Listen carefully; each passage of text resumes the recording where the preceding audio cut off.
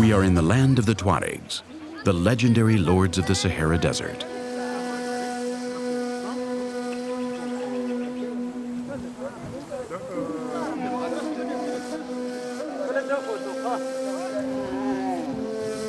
Sultan Hansata agreed to receive us.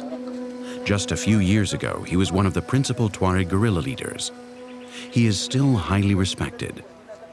At audiences such as these, people seek his advice or ask him to rule on minor disputes, almost always relating to either water or livestock.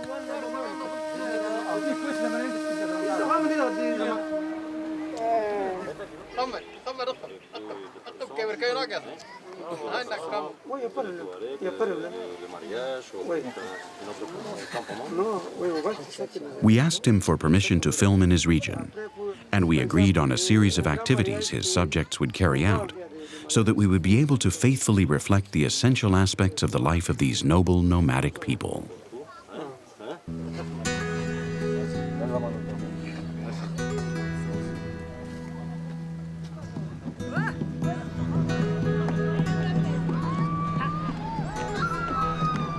Whenever the Council of Elders convenes, the knights of the court dance the alugan with their dromedaries in honor of the Sultan. The women play the dende and sing songs recounting the exploits of Tuareg warriors and their great military feats. Meanwhile, the riders demonstrate their expert skill with their dromedaries.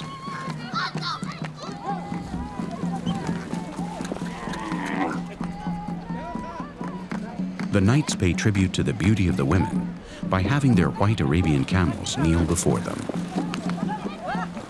A tradition that exemplifies the respect this monogamous society, despite having embraced Islam, professes for its women.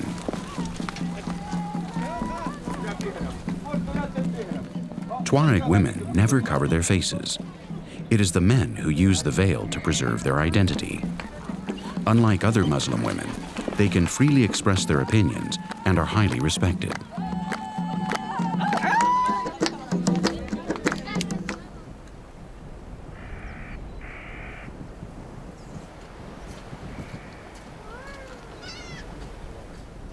The families who attend the reception arrived some days ago. They bring their homes with them. They always travel with all their belongings, including their sheep and cattle. Tuareg tents are portable and very simple if we compare them to other nomads' dwellings, such as the Mongolians' yurts. They don't have to be protected from extremely cold temperatures or rain or ice, though they do from the wind and the sand, and above all from the relentless rays of the desert sun. Each tent consists of a framework made of thick acacia branches and an awning pieced together from sheep or camel skins. Depending on the size, between 30 and 200 pelts are needed. Furnishings are quite austere, which is customary among nomadic peoples. A rudimentary portable bed consists of 2 wooden base pieces, a few cross slats, and some crude pads for the mattress.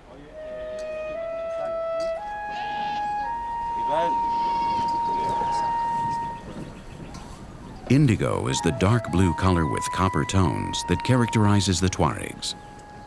It is why they are known as the Blue Men. Little by little, the veils that cover their faces tint their beards, cheeks, and hands.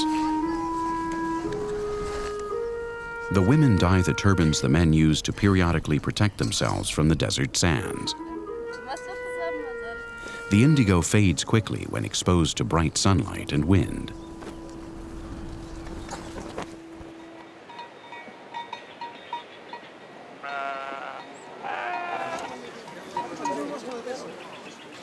Mutton provides most of the protein in the Tuareg diet. For big celebrations, they invariably have a great roast. On normal days, they garnish it with rice or millet.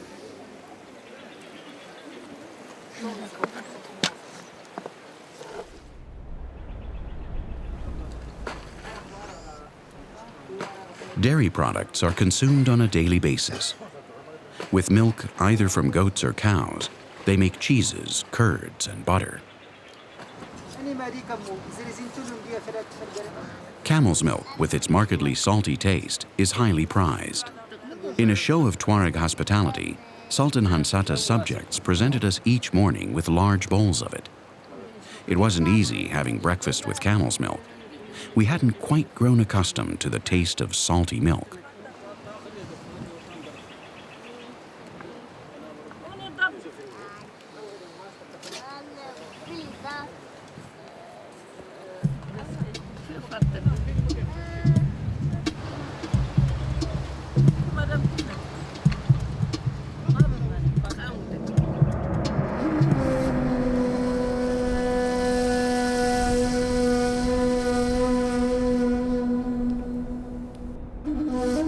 The Tenere, the desert within a desert.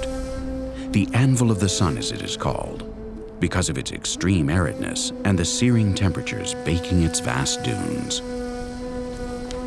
This inhospitable world is traversed year after year by the salt caravans driven by those called the God-forsaken by the Arabs, so named for being fierce warriors dedicated to pillaging, assaulting merchants and travelers, and sacking farming villages.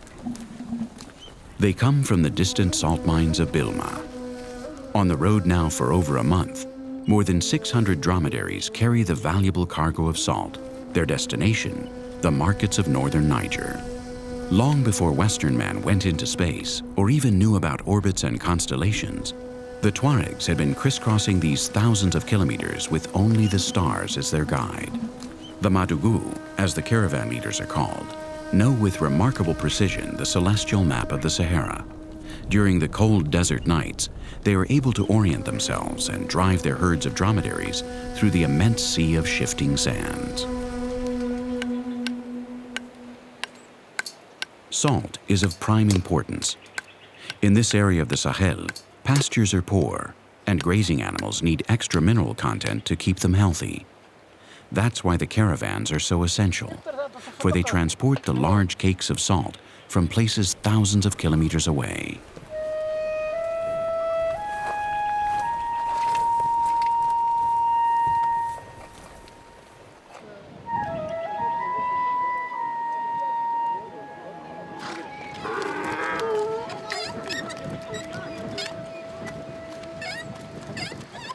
Water, the greatest treasure of all. It is the difference between life and death, but it is not easy to obtain. As the sun rises, the shepherds lead their thirsty herds, which have grazed but not sufficiently, to the wells. Donkeys are used to bring the water to the surface. It is stored in skins holding as much as 50 liters. The camels are the first to drink, then the sheep and goats.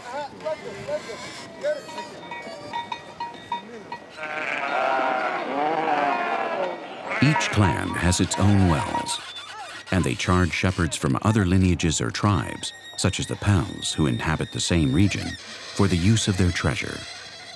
But Tuareg tradition strictly forbids denying any man a drink of water. Such an act has always been punished with death. This is where people dig every year, and where torrential rains destroy their efforts time and time again.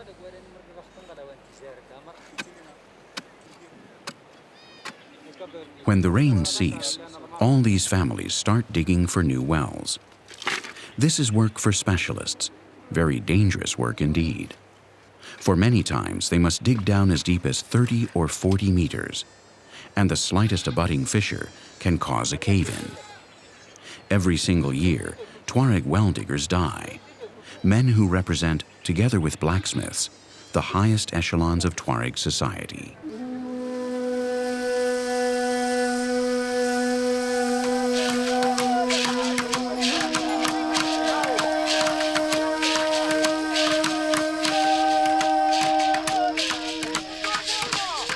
The Black Vela people have been the traditional slaves of the Tuaregs. Today, though they still work for the nomads, they form a community of their own. They have taken on the Tuareg customs, and they are Muslims, but they have never abandoned animist beliefs rooted in their ancestral spirits. The sound of their drums fills the night air.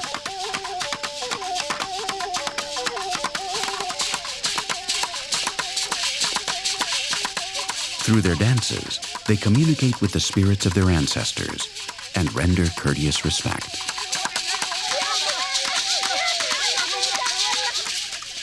They are known as faith healers. People come to them for advice or to learn their future. Vela seers go into a trance, allowing them to visualize what lies behind earthly reality. They perceive the energy on the other side and redirect it to perform cures. But they are also feared for their spells and black magic.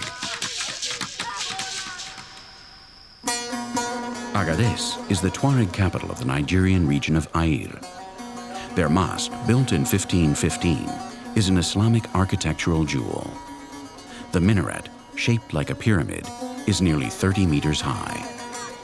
This is a city of clay, of narrow labyrinthine streets. The first description of Agadez in Tamayak, the Tuareg language, says the name means encounter. It was penned by Leon the African in 1512. His account tells us the city was inhabited by foreign merchants of all ethnic origins, and that they had a large number of slaves employed to escort the Tuareg on their routes towards Kano, a land beset by bandits.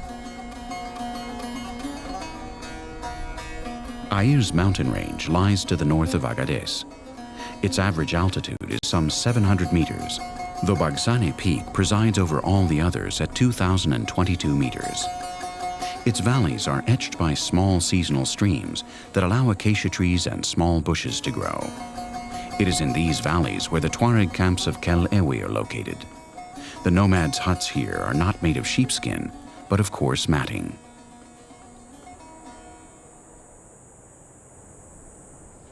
Tuareg settlements are located throughout the region. These fragile mat huts are not portable, unlike the traditional dwellings of nomadic people. However, they are so simple to build that the Tuareg just abandon them and build new ones. The women are responsible for weaving the mats. They fashion strips, which they then make into sheets. The tents consist of a series of wooden arcs, over which the usually oval-shaped mats are placed.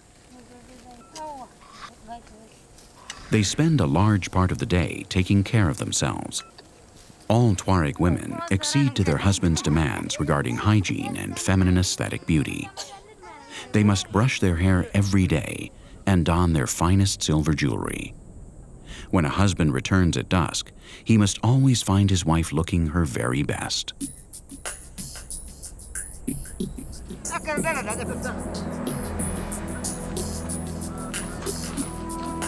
The Tuaregs from Air have always been the most difficult to subject. So it's not surprising that the Tuareg armed rebellions have always arisen in this region. This is where their customs and traditions are most deeply rooted. Today is a feast day in the village of Kalaren Mustafaf. They are going to name his son. Using the hide of a goat, they cover a mortar and make a tende, the Tuareg percussion instrument. They braid a cord from plant stalks and fasten it around the previously moistened goat skin. Then they tie the ends with another cord, which serves to tighten the drum skin. 2 large sticks are passed through the cords, serving as kinds of tuning pegs for the new instrument. A tende's finishing touch requires large stones being attached to the 2 sticks, thus stretching the skin evenly and maintaining the drum's tone. After sacrificing a goat, they pray with strict devotion and repeat the name of the child 3 times. The women respond with a sakrit from inside their husbands' tents. And then the celebration begins. Kalaren Mustafaf dances with his brother to the songs intoned by the women, accompanied by the percussive rhythms of their tendes and gourds. The traditional chiefs, seated on a mat, have come to town to take part in the festivities because Kalaren is a member of the old noble bloodline. They are able to recite their family trees all the way back to when the Tuaregs conquered the mythical city of Timbuktu, or when their warrior ancestors defeated the French expeditionary forces led by Colonel Flatters in 1881.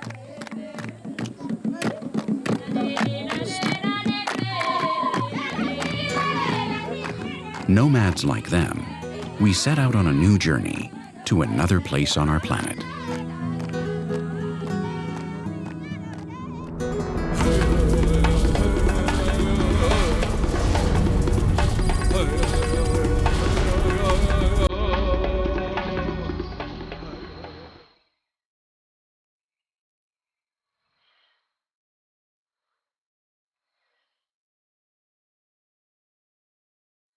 India, the mystical subcontinent, the land of spirituality and devotion. Everywhere in this country, religious respect is ever present. Dozens of different creeds coexist in harmony. Over 1 billion people raising their eyes skyward each day in meditation and sincere devotion.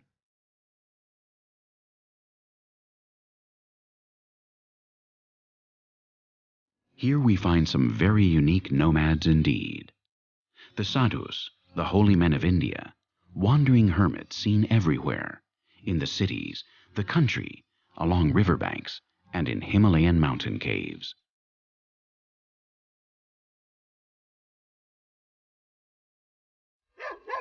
They have renounced all pleasures of human life.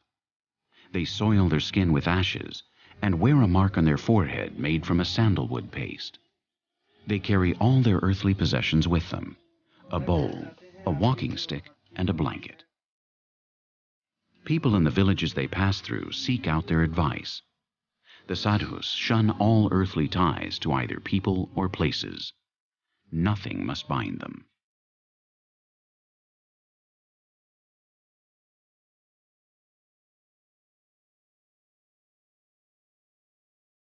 Some travel alone, others in small groups. No one asks them from where they have come or where they are going. They are eternal travelers.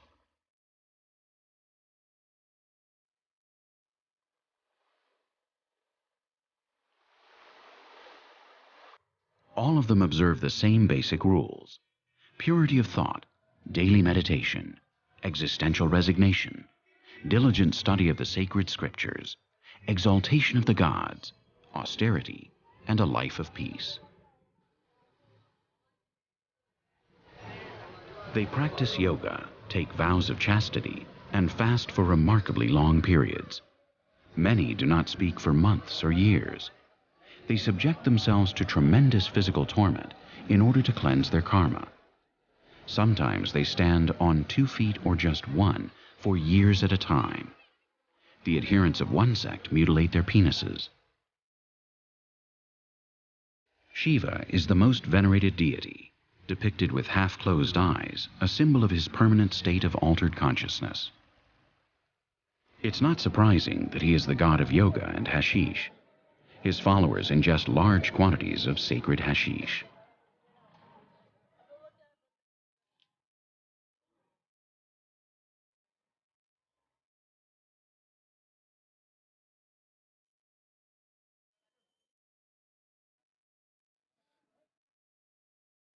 They dress in white, saffron, yellow, and red, depending on the sect they belong to. Others wear nothing at all, like the Sadhus Naga, who cover their bodies only with the ashes of sacred fires.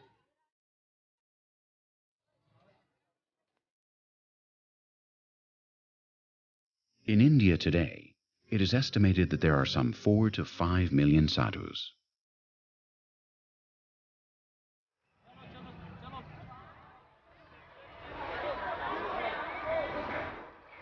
Approximately every 12 years, the Kumbh Mela takes place in Prayag, along the banks of the sacred Ganges River. It is probably the largest pilgrimage in the world. In 2001, it drew more than 70 million people. The exact date of the Kumbh Mela is determined by astrological methods that take into consideration the positions of the sun, the moon, and the planet Jupiter.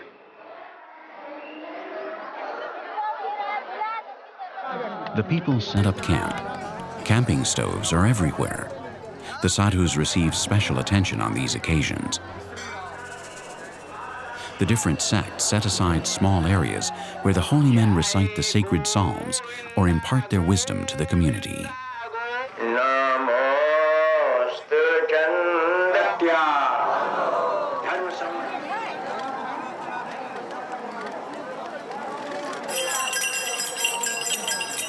The most important event of the Kumbh Mela is immersing oneself in the river. Hindus believe that complete submersion cleanses a person's soul of all sin and the sins of all future descendants for 88 generations. From far and wide, all the sadhus in India convene at the so-called ceremonial center. In a parade of carts, horses, elephants, and cars, the first to arrive are the unclad Nagas, who are welcomed with a shower of flower petals.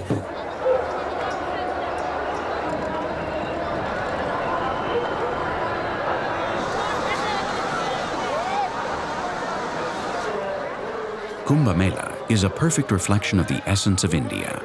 A large country replete with contradictions, a land of noble grandeur and inconceivable misery. Everything seems to be in chaos, a world in which we understand nothing. But in India, that's how it is. People interact differently, and while their religions are individualistic, coexistence is an indispensable factor for the subsistence of so many millions of inhabitants. Without a doubt, religion has also subjected them and made India possible.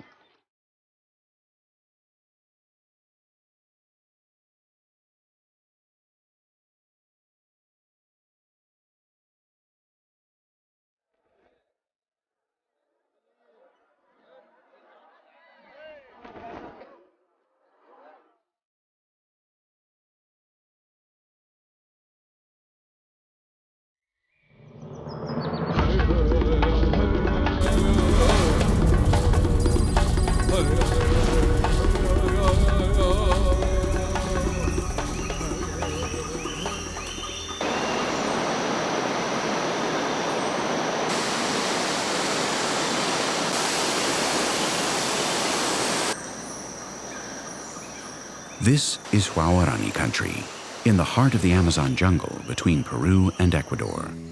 This is where the last of the Aucas, or Huaorani, live, an indigenous ethnic group renowned for being extraordinarily fierce. Today, those who have never had any contact with the outside world are few, though no one knows for sure how many they number. We are going to try to make contact with a group that appears to be making efforts to approach certain outlying missions and populated areas. Here, the jungle is very dense. It thrives as ever and teems with life. But logging companies continue their persistent encroachment, and those looking for gold and rubber provoke frequent confrontations with native tribes.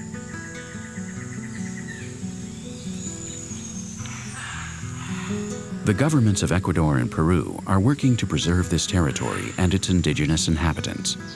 They deny access to anyone who might alter the traditional customs of the Aucas, not even missionaries hoping to convert them. It's best to let them live with their customs, as archaic as they might seem.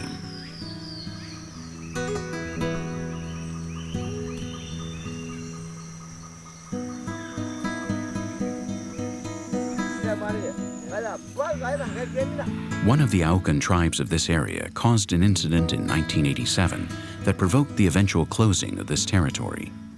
It was the murder of Monsignor Lavaca. Riddled with 20 deadly spears, his body was found on a tree trunk.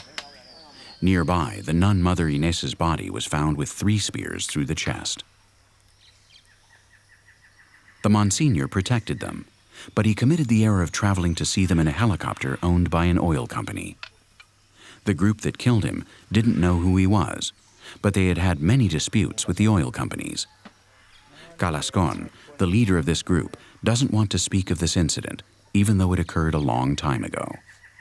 He prefers to show us how they make their blowpipes.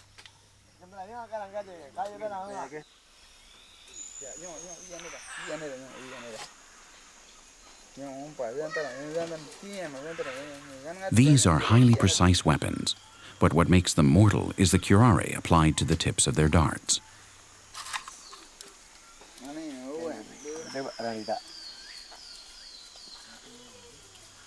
Each group elaborates their own type of curare with plants and animal venom. No matter how large a prey is, once hit, it collapses and dies from asphyxia in a matter of minutes. Curare attacks the nervous system and paralyzes the victim's diaphragm.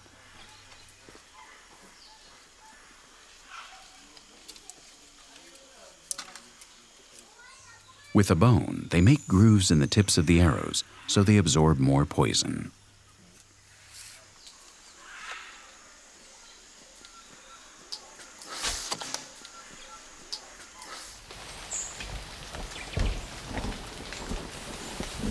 Once again, we are in a remote world that appears to face the threat of disappearing. Nature manifests itself with overwhelming force, but we must not be fooled. The ecosystems of these forests are fragile. If they are not preserved, they will succumb all too easily. These human beings have never known any other habitat but the jungle. Their exotic paintings and symbols speak to us of an enigmatic cosmology that still influences life in the jungle. How many Aucas still live in isolation deep in the Amazon? Maybe it's best we don't know, and just dream that there are still many, and that their ancient culture may continue to live on for many, many years to come.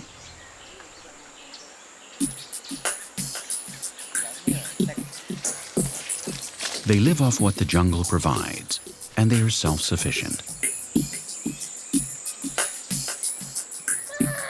They imitate the sounds of almost all the animals, especially the ones they hunt to feed themselves.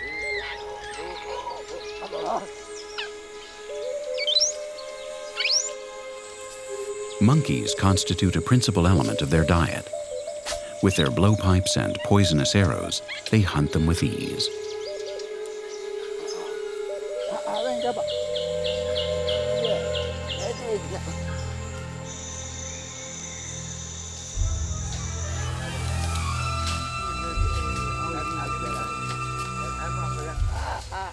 They are an example of the human ability to adapt. When you see them in the jungle, you realize they are just one species more among many, though it is clear they are undoubtedly the most intelligent one.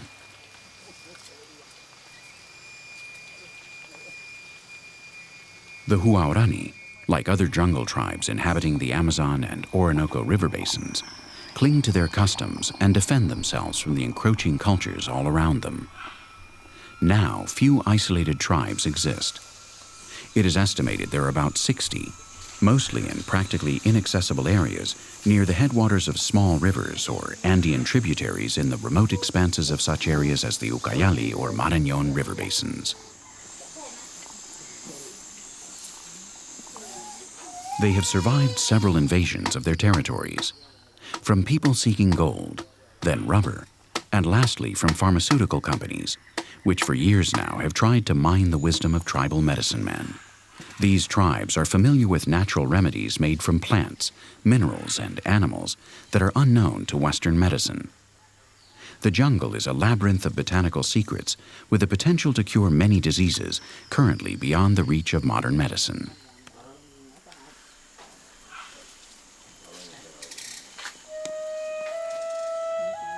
Whenever we are among a jungle tribe, we experience strange sensations. It's as if we were reliving a remote past etched in our genetic memory, something that attracts and frightens us at the same time. We were also like them a long, long time ago.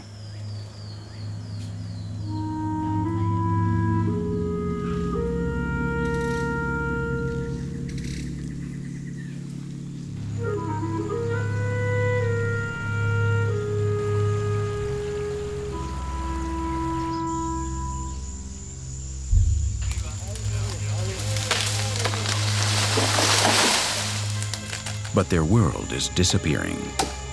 Each day, trees are being cut down without any control at all. The jungle doesn't regenerate itself. 100-year-old trees are felled with hatchets and chainsaws. The splintering crack of a tree trunk is like a dramatic scream for help. The lungs of the world are dying, day after day, as we all watch passively.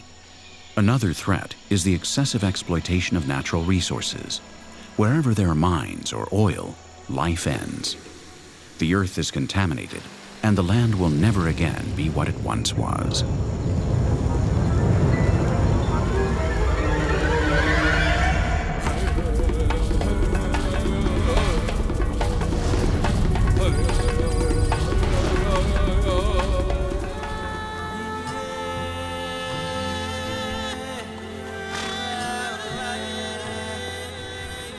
Golok territory is located in the Ammemachin mountain range, near the source of the Mekong River. It is one of the hottest areas in Tibet. Rivers with spectacular falls course through the dense forests covering the lower part of the Golok Plain. High mountain ridges protect the green pastures below. This is a land rich in natural resources.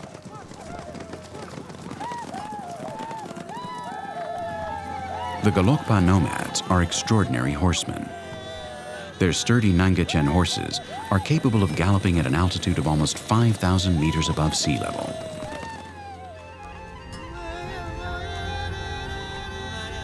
The Golokpa tents dot the entire region. They make them out of yak pelts. Their black color stands out on the landscape. On both sides of the tents, we can see the flapping ryungta, or horses of the wind. These are white flags inscribed with mantras and Buddhist sutra texts. Waving in the breeze, they transport the message of Buddha through the air, a constant prayer protecting the inhabitants of this valley. They live from the bounty of the yak. The animal's manure, once dried, serves as fuel. With the animal's hides, they fashion the fabrics used for their tents. From the yak, they extract the milk products that form the base of their diet. And finally, the main source of their protein is yak meat. Their tents are quite spacious inside, though the furnishings are humble.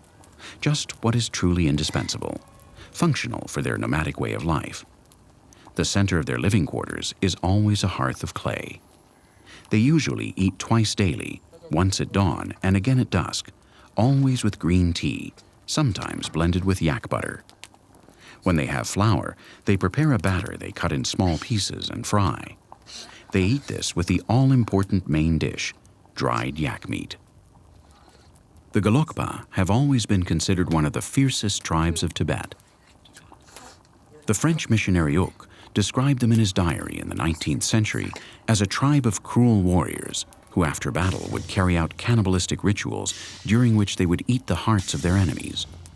Stories are told in more recent times of many Chinese people having been killed by these nomads who simply do not accept the presence of any foreigner in their territory.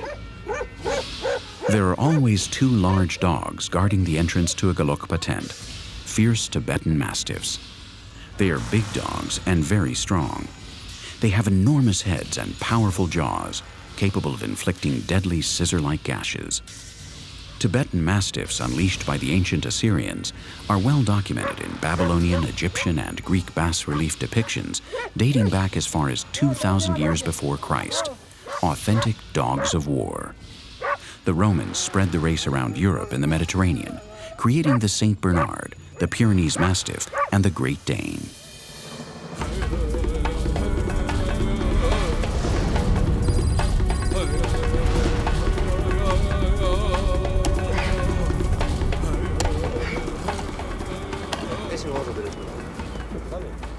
As usual, the weather has complicated things for us.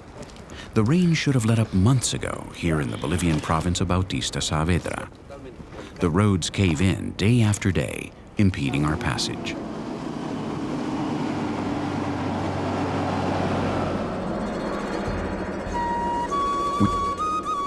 We now go in search of the Cayawayas, nomad medicine men who travel with their remedies around Bolivia, Ecuador, Peru, Chile, and Argentina. They come from villages such as Charazani, Curva, Chajaya, Watawata, Calaya, and Chari, ensconced in small valleys at the foot of the sacred Apolobamba mountain range. Our team was very well received. Practically no one ever visits these remote places. Bueno, muchísimas gracias por el recibimiento que nos habéis hecho. Venir aquí no es nada fácil, y menos en esta época. Y por nuestra parte, desde luego, vamos a trabajar lo mejor que sabemos y espero que tengamos toda vuestra colaboración. Pues muchísimas gracias a todos.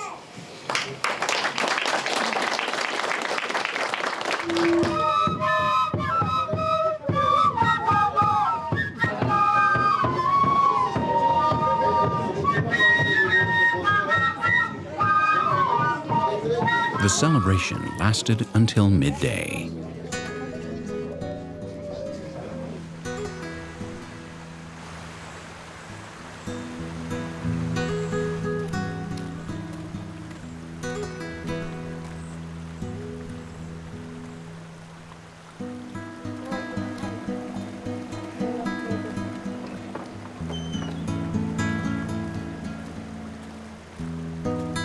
Their living conditions are very harsh. Agriculture is poor here. The villages spread throughout the valleys in the region are not very well connected. Most of them are simply small groups of stone houses with thatched roofs.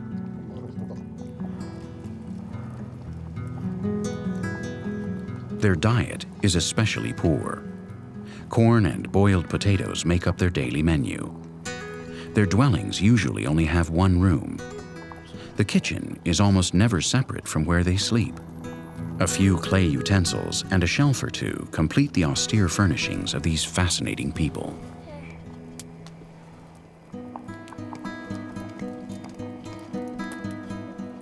In almost every home, there are sick family members waiting for the arrival of the doctors. They should have been here a long time ago. They still use sucacoyos, or scaled terraces, some dating from pre-Columbian times, and built even on the highest slopes of the mountains. The day after our arrival, everyone gathered in the village of Kalaya. They had seen the caravan of the wise men descending the snow-capped peaks. Their arrival was imminent.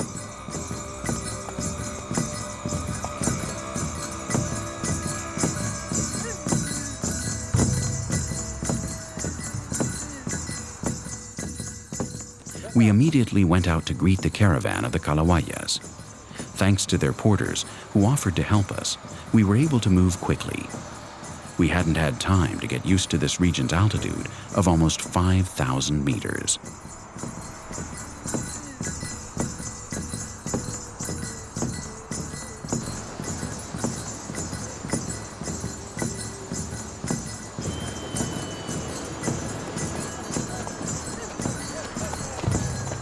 We met them as they entered the valley.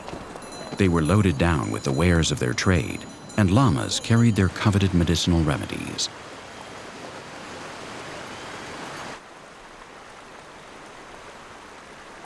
They rarely venture out for more than 6 months at a time. By New Year's, they are always back home. That said, it's also true that the Kalawayas of Curva were known in times past to spend more than 3 years on the road. In Kalaya, the reception party has started. The kenas resound in honor of the wise men. Nowadays, the Kalawayas travel in cars, even in airplanes, and apply their remedies far and wide. But at least once a year, they also travel the sacred mountain range in the traditional way. In each snow-covered peak, there dwells a different spirit, and the Kalawayas respect their obligation to tend to them and honor them as required. We set up our equipment on a mountainside from where we could film the arrival of the caravan. With their cold weather garments and llamas, they looked like something out of the comic books of Tintin.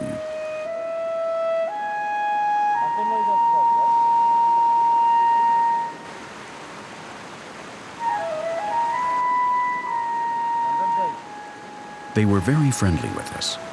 They granted us the time we needed to relocate our cameras before continuing on to where everyone was waiting for them. We moved with great difficulty because of the extreme altitude. Upon their arrival, the village leaders kneeled down before them in greeting. They had come with their skin rubbed down with the power of the great Achachilas, the spirit of the high peaks. Now more than ever, they were sacred wise men.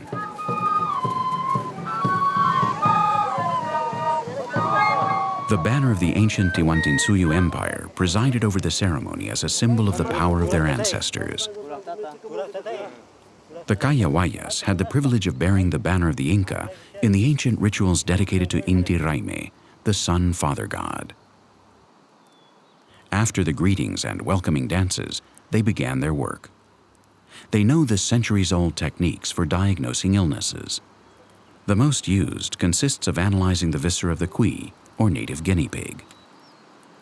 Once passed over the body and head of the patient, the medicine men believe the guinea pig absorbs the ills causing the disease in question. The attending seer then immediately dissects the animal alive and analyzes its innards to determine the exact cause of the illness and to make a prognosis. The Kayawayas use in their rituals an esoteric language known as Machach Huyai. Its origin is uncertain, although it is usually identified as the secret language of the Incas.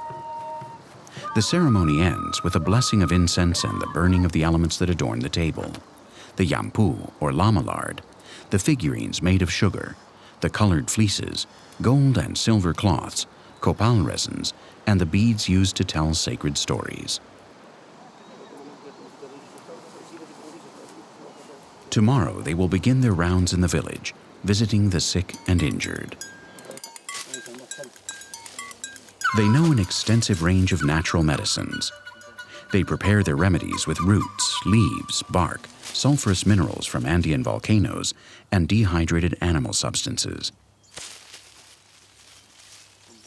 Many of their cures have been studied and adopted by modern medicine, such as quinine used to treat malaria, oruntu, a medicinal fungus from which a rudimentary kind of penicillin is extracted. Andean culture is intimately linked to nature. They believe that the universe is a living thing in which men, animals, plants, stones, mountains, clouds, and rivers, and everything else is interrelated in a harmonious fashion. Pachamama, Mother Earth, is the personification of this way of thinking. She is the symbol of fertility and the supreme deity of the Andes.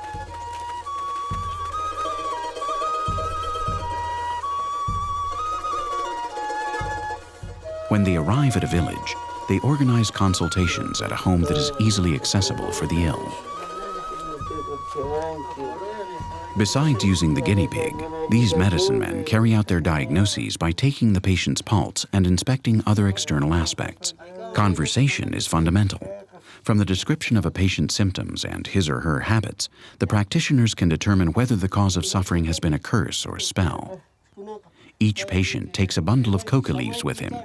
The medicine men will use it to ensure their diagnosis. Once the bundle is undone, the leaves take on a specific look during the ceremonial tari. The kayawaya carry out a first reading based on the leaves' texture, flexibility, sheen, and color.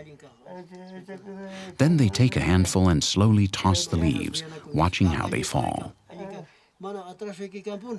Little by little, the medicine man will form his diagnosis and explain it to the patient.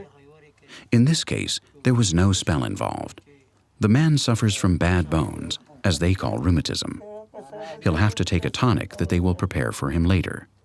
Before leaving, he is offered some coca leaves, which will work as a mild analgesic.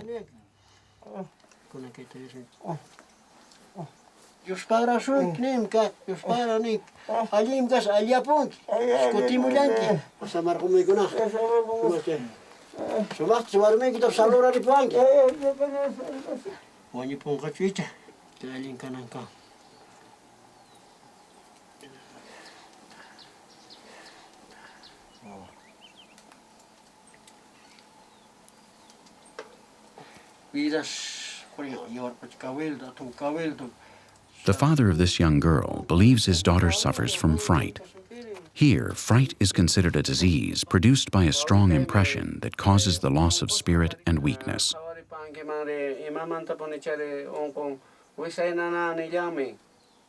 He has brought a jar of the girl's urine.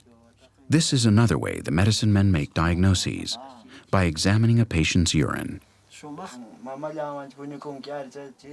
Sometimes they mix the urine with golpa, or aluminum sulfate, which produces an effervescence that lends itself to study and analysis.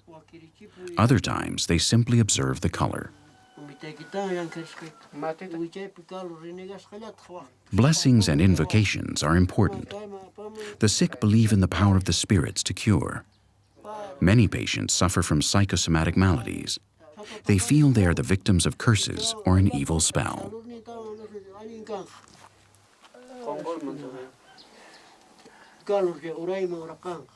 This girl's legs are massaged with a coca-laced infusion, and her father is asked to participate in the ceremony to animate her spirit, one of the principal elements of the human soul. They will have to use coca leaves, incense, copal resin, cloves, and sugar, all necessary to invoke the god of lightning.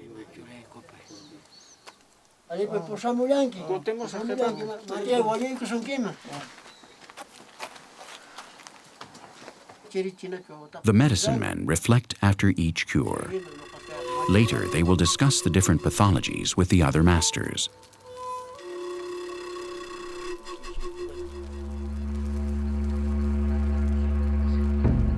At night, the Kayawayas gather to invoke Pachamama, the earth goddess. Under the influence of the moon, they make offerings of llama fetuses to Achachilas, so the mountain spirits will help them collect the medicinal plants they need for their cures tomorrow. They also burn the remains of all the guinea pigs used in their diagnoses, as well as anything else that shouldn't fall into inexpert hands.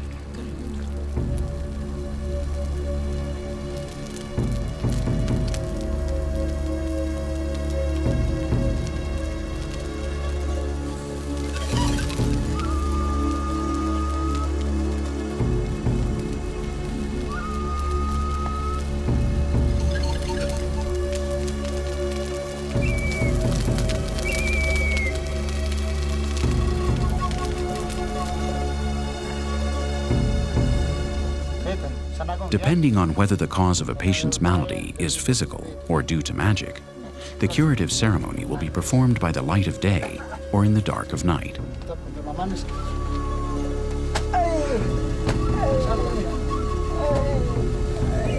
Sometimes their methods seem frankly implausible and rudimentary, but many people trust them and put up no resistance.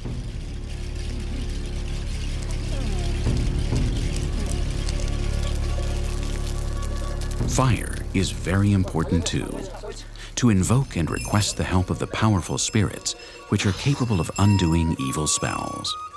It is also indispensable for the purification and protection of the medicine men from the diseases and sorcery they treat.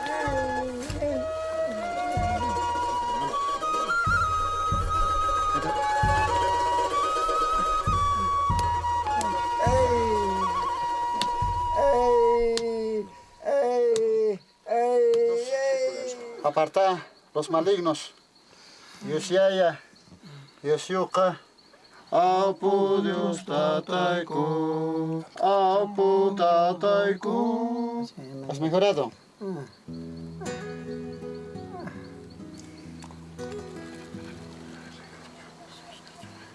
Doy un poder como Kayawaya a este enfermo, que se sane.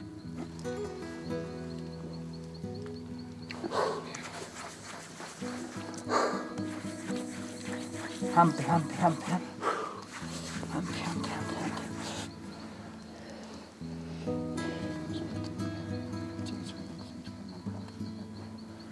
Ayaw niya cukup kinusong gitu. Oh, sekretut, terus lagi.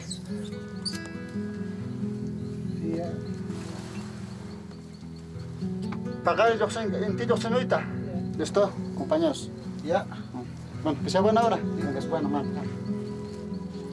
Sumak dia kacau. Buena hora que salga.